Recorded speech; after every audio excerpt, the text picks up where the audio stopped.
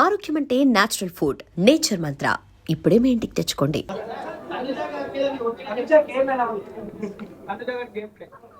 చాలా బాగా ఆడుతుంది కదండి, చాలా బాగా ఆడుతుంది, అందరికీ తెలిసిందే. చాలా బాగా ఆడుతుంది, చాలా ఎమోషనల్ అవుతుంది. ఇప్పుడు బాగా తగ్గించింది ఎమోషనల్, బాగా ఆడుతుందండి.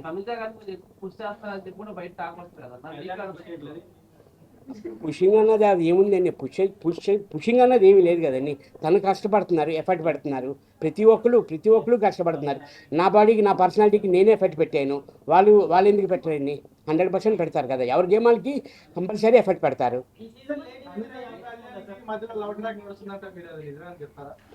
మీకు లవ్ ట్రాక్ అనిపించిందని నాకు నిజంగా ఫ్రెండ్షిప్ అని అనిపించింది.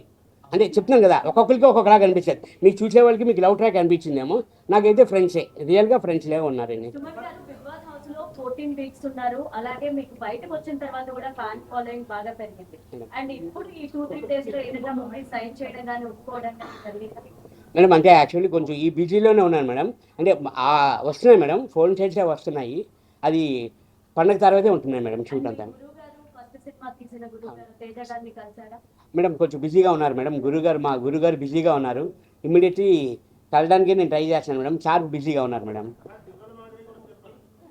అన్నా మా మాధురి అక్క ఏమక్క, బంగారం అన్న, ఏమి మాధురి అక్క?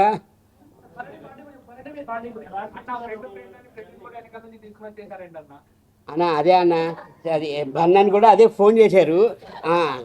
సుమనన్న, నువ్వు ఎలిమినేషన్ కాకుండా నన్ను కూడా వెనక్కి తీసుకొచ్చేసావు కదన్నా అని అన్నారు బన్నన్న. అదే నిజంగా దీనికి ఇది కంపేర్ చేస్తే మాత్రం త్రూ ఫ్రెండ్షిప్పే. సంజన గారు,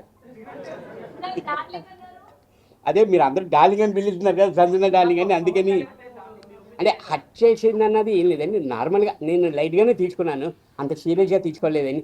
తర్వాత లేకపోతే నేను ఆ లాస్ట్ 13th వీక్లోని నేను హెల్ప్ చేశాను నేను ఆవిడకి. నా పాయింట్స్ కానీ, నా స్కోరింగ్ కానీ, నేను అవుట్ ఆఫ్ ది గేమ్ అయ్యాను. ఆ పాయింట్స్ కానీ, ఆ స్కోరింగ్ కానీ నేను సంజనా గారికే ఇచ్చాను నేను యాక్చువల్లీ. ఎందుకంటే అందరితో కంపేర్ చేస్తే లీస్ట్గా ఉన్నారు ఆవిడ, అందుకని నేను ఇచ్చాను. యాక్టింగ్ అన్నది ఏమీ లేదండి. అంటే నాది ఎలా ఉంటుందంటే, ఒకరు బాధ పెట్టినా నేను బాధ పెట్టాలి అని నేను చూడనండి. సర్లే అని అతని మెంటాలిటీ, అది నా మెంటాలిటీ ఇదండి. అన్నా బంగారం అన్నా, పులి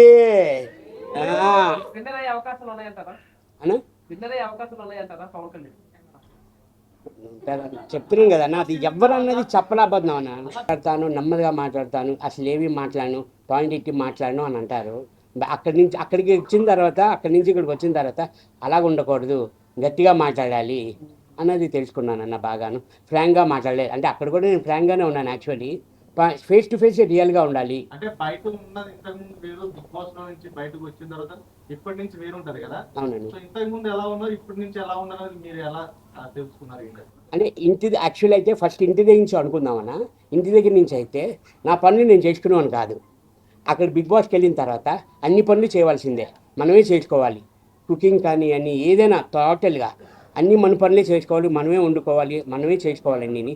తర్వాత బిగ్ బాస్ అయిపోయిన తర్వాత ఇంటికి వెళ్ళిన తర్వాత సేమ్ ఏ బిగ్ బాస్లో నేను కంటిన్యూ చేశానో, నా తిన్న ప్లేట్ నేనే కడుక్కున్నాను, నా బట్టలు నేనే ఉతుక్కున్నాను నేనే ఆ బిగ్ బాస్లో. సేమ్ ఇప్పుడు ఇంటికి వెళ్ళిన తర్వాత కూడా అదే నేను చేస్తున్నానన్న. అంటే నా ప్లేట్ నేను కడగట్లేదు, కానీ నా బట్టలు నేను వాష్ చేసుకుంటున్నాను. వెళ్ళిన తర్వాత రిగ్రెట్ అయిన ఫీల్ ఏదైనా ఉందా హౌస్ లోపల, మీరు ఫీల్ అయిన మూమెంట్? ఏది మేడం? రిగ్రెట్ కాదు మేడం. అంటే అంటే నేను ఈ ఇండస్ట్రీకి వచ్చి 25 years అవుతుంది మేడం. షూటింగ్లో మనం వెళ్ళినా అవుట్డోర్లో వెళ్తాం, ఒక 10 days ఉంటాం, 15 days ఉంటాం, కాల్స్ మాట్లాడుకుంటాం, వీడియో కాల్స్ మాట్లాడుకుంటాం. అది కొంచెం అంటే ఫ్యామిలీని మిస్ అయ్యాను అన్న బాధ తప్ప ఎందుకు వెళ్ళాను అన్నది అనుకోలేదు మేడం. ఫ్యామిలీని మిస్ అవుతున్నాను అనేది చిన్న బాధ ఉండేది మేడం. బిగ్ బాస్ హౌస్ కి వెళ్ళక ముందు మీకు చిన్న మూవీ ఆఫర్స్ వచ్చాయి. బిగ్ బాస్ హౌస్ లో అసలు ఎంట్రీ అవ్వడానికి ఛాన్స్ ఎలా వచ్చింది? లేదు మేడం, యాక్చువల్లీ నాకు ఇది 3rd ఛాన్స్ మేడం. ఫస్ట్ వచ్చి సీజన్ నాకు 6 అనుకుంటాను, 5 అది నేను షూటింగ్ ఉండడంలోని నేను వెళ్ళాపోయాను మేడం. తర్వాత 2019లోని 7 అనుకుంటాను మేడం. 2019లోని అప్పుడు మా ఫాదర్ ఎక్స్పైర్ అవ్వడంలోని నేను వెళ్ళలేకపోయాను మేడం 2019లోని.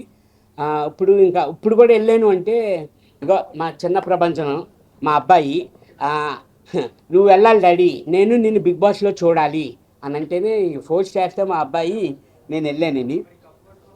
మీ అబ్బాయిని హీరో ఇస్తారా కమిటీ వస్తారా? అన్న మీరు ఏది ఆదరిస్తే అదే నాన్న. నా బిగ్ బాస్ నుంచి వచ్చిన తర్వాత బయటకు వచ్చిన తర్వాత స్టేజ్ మీద నాగార్జున గారు మీ కెరియర్ గురించి మీకు ఏమన్నా చెప్పారా? పర్సనల్ గా ఏమన్నా చెప్పారా?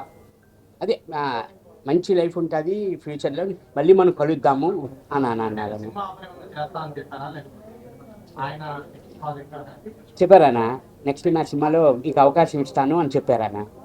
సార్, తనుజ పవన్ పడాల మధ్య ఏంటి సార్ డిఫరెంట్ ఏంటి? డిఫరెంట్ ఏం లేదండి, ఆడ మగ అంతే. ఆ డిఫరెంట్ అంటే ఏంటి నాకు అర్థం.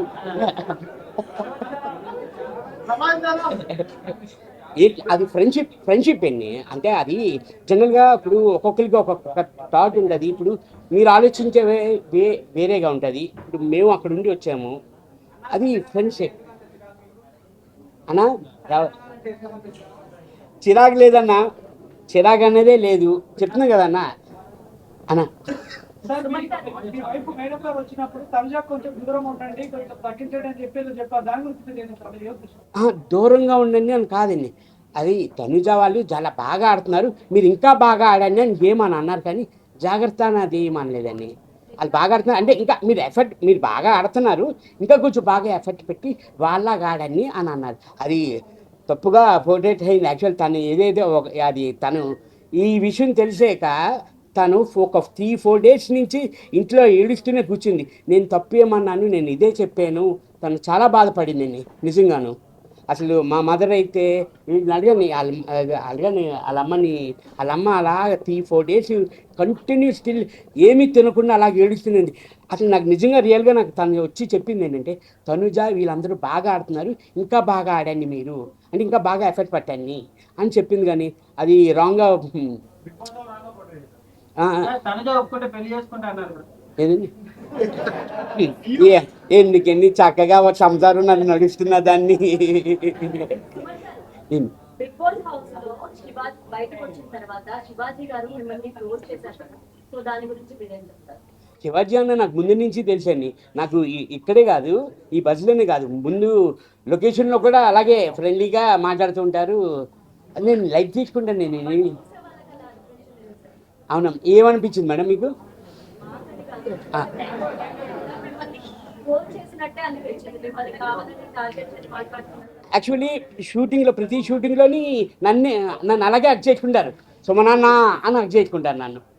నాకు అదేమీ అనిపించలేదు. అంటే ఏముంది మేడం, నా హైట్కి చూసారా, నా హైట్కి ఎవడైనా కింద నువ్వు వంగాల్సిందే, అది హ్యాపీ కదా మేడం మనకి. ఒక కమేడియన్ని